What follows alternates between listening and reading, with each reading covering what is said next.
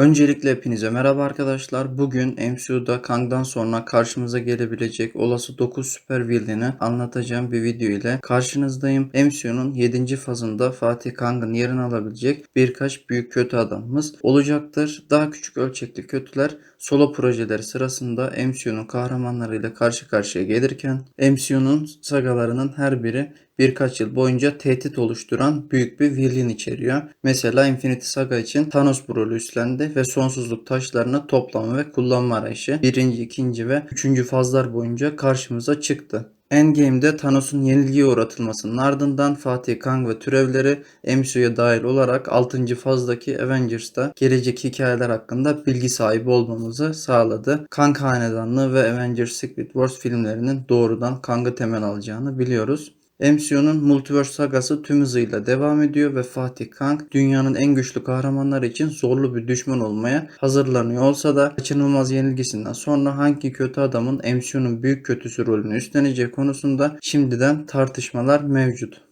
Marvel Comics'in 80 yılı aşkın kaynak materyali göz önünde bulundurulduğunda 7. aşama ve sonrasında bu görevi üstlenecek çok sayıda kötü adam ortaya çıkabilir. Marvel stüdyolarının yaklaşan Multiverse Saga projeleri önümüzdeki yıllarda hangi kötülerin öne çıkacağına dair bizlere ipucu verebilir. Ancak Kevin Feige'nin Marvel izleyicilerini hala şaşırtması mümkün. Gelin bu olası 9 kötü adamımıza yakından bakalım.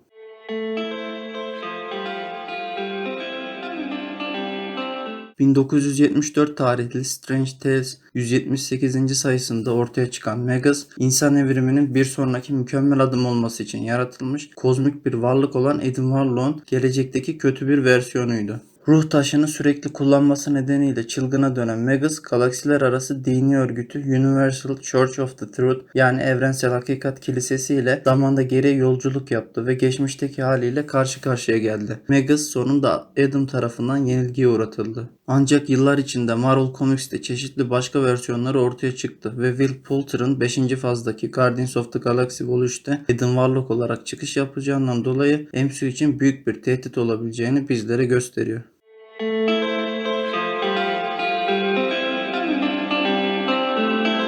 'Annihilus genellikle Fantastik Dörtlü ile ilişkilendirilen bir süper kötüdür ve Marvel Comics'te 1968 tarihli Fantastic Four Annihil'ın 6. sayısında ortaya çıkmıştır. Düzenli olarak Negative Zone yani negatif bölgenin yöneticisi olarak görülen Annihilus, Reed Richards'ın gizemli bölgeye giden bir yol keşfetmesinin ardından Fantastik Dörtlü ile temasa geçmiştir. 2006 yılındaki büyük bir hikayede Annihilus evreni istila etme görevinde Annihilation Wave'e liderlik eder ancak Marvel'ın kozmik kahramanlarının çoğu buna karşı çıkar. Fantastik Dörtlü'nün MCU'nun 6. aşamasında yer alacağı düşünülürse Annihilus'ın bu filmin kötü karakterlerinden biri olarak gösterilmesi mümkün. Bu olasılığa kanıt olarak Negatif Zone'u bir MCU mekanı olarak bizlere sunan Miss Marvel'ın sezon finali örnek olarak gösterilebilir.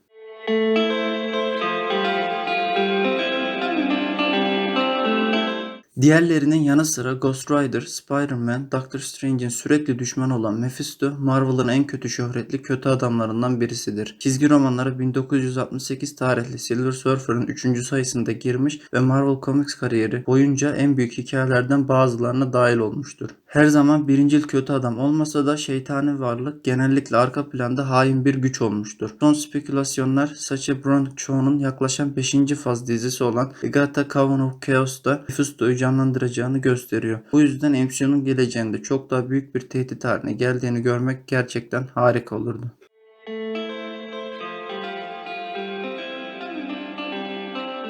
Nathaniel Essex olarak doğan Mr. Sinister ilk tam Marvel Comics görünümünü 1987'de The Uncanny X-Men 221. sayısında yaptı ve insanlığı mükemmel süper kahraman ırkına dönüştürme takıntısı olan bir genetik bilimci olarak tanıtıldı. Düzenli olarak X-Men ile savaşırken görülen Sinister, Cyclops ve Jean Grey'e özel bir ilgi duyuyor. Çünkü onların DNA'larının mükemmel mutant oluşturacağına inanıyor. Fox'un X-Men serisi çeşitli projelerde Mr. Sinister'ın tanıtımını yaptı ancak hiçbir zaman devam etmedi. Bu nedenle Marvel'ın MCU'nun X-Men ile birlikte 7. fazla süper kötüyü kullanması, kötü adamın varlığına dair bilgileri mükemmel bir şekilde yerine getirecektir. Çizgi romanlarda Hulk, Evolution'ın bir meslektaşı olarak Guardians of the Galaxy Vol. 3'te ima edilmesi de oldukça muhtemel.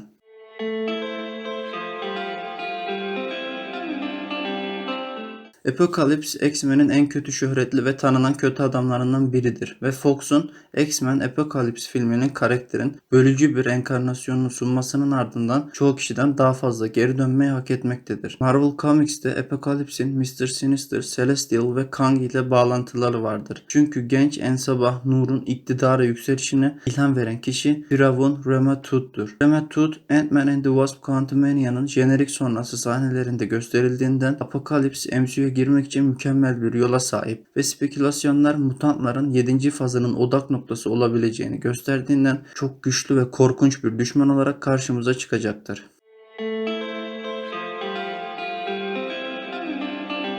Marvel'ın en tanınmış kötü adamlarından biri olan Magneto, eğer Master of Magnetism yani manyetizmanın efendisi olarak adlandırılan hikaye uyarlanacak olursa MCU'ya büyük bir katkı sağlayacaktır. Magneto, mutantları insanlardan üstün gördüğü için geleneksel olarak inanılmaz derecede karmaşık bir karakter olarak görülüyor. Bu yüzden mutant sivil haklarını aramak için genellikle bu kadar agresif bir yaklaşım benimsiyor. Bu da onu mutantlarla insanların barış içinde bir arada yaşayabileceğine inanan eski dostu, yeni düşmanı Profesör X ile düzenli olarak karşı karşıya getiriyor. Marvel'ın en eski ve en önemli kötü adamı olmadan bir X-Men serisi hazırlandığını hayal etmek gerçekten çok zor. Bu yüzden onun bir şekilde denklemin bir parçası olduğunu görmek oldukça mantıklı.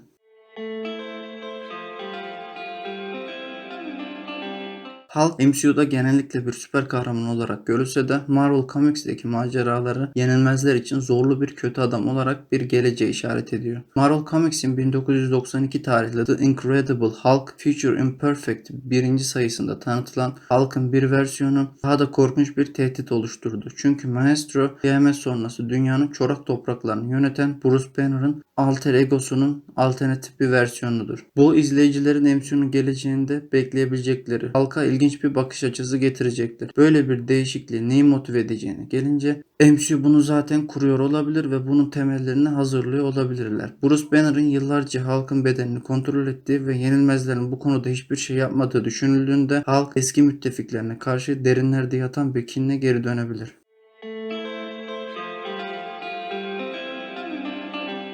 Galactus MCU'nun merakla beklenen kötü karakterlerinden biri, özellikle de 6. aşamada Fantastik Dörtlü'nün seriye katılacak olması ve gezegen yiyen varlığın çizgi romanlarda ilk kez 1966 tarihli Fantastik Dörtlü çizgi romanının 48. sayısında ortaya çıkması nedeniyle onu ileride görmemiz mümkün. Galactus varlığını sürdürebilmek için evrende dolaşarak yutacak gezegenler arar ve çoğu zaman Silver Surfer gibi habercilerden yardım alır. Marvel stüdyolarından Galactus'un canlı aksiyona ne zaman dahil edileceği ya da edilip edilmeyeceği konusunda henüz bir açıklama gelmemiş olsa da son zamanlarda Disney Plus'ta Silver Surfer özel sunumunun yayınlanacağına dair söylentiler oldukça yaygın. Galactus gibi Doctor Doom da genellikle Fantastik Dörtlü ile ilişkilendirilen bir kötü adamdır ve Marvel'ın ilk ailesinin MCU'ya geleceğinin onaylanması bu ikonik kötü adamın tanıtılması için heyecanı oldukça artırdı. Fox'un Fantastik Dörtlü serisinde karakterin hakkını vermek için yapılan iki başarısız girişimin ardından Marvel'ın MCU'da nihayet çizgi roman uygun ve gerçekten tehditkar bir Doktor Doom'u potansiyel olarak yenilmezlerden hemen sonra gösterime sokacağına dair önemli miktarda umut var. Secret Wars filminde bizleri karşılayabilir. Magneto'ya benzer şekilde Doom da gündemleri uyuştuğunda Marvel'ın kahramanlarıyla birlikte çalışmıştır. Bu da onu sadece ana kötü adam olarak değil, aynı zamanda ara sıra müttefik olarak da çalışabilecek bir haline getirmiştir. Doğru şekilde ele alınırsa Doom MCU'nun 7. fazında yer alan en önemli karakterlerden birisi olabilir. Evet arkadaşlar, video bu kadardı. İzlediğiniz ve dinlediğiniz için teşekkürler. Abone olmayı ve videoyu beğenmeyi unutmayın. Kendinize iyi bakın. Hoşça kalın.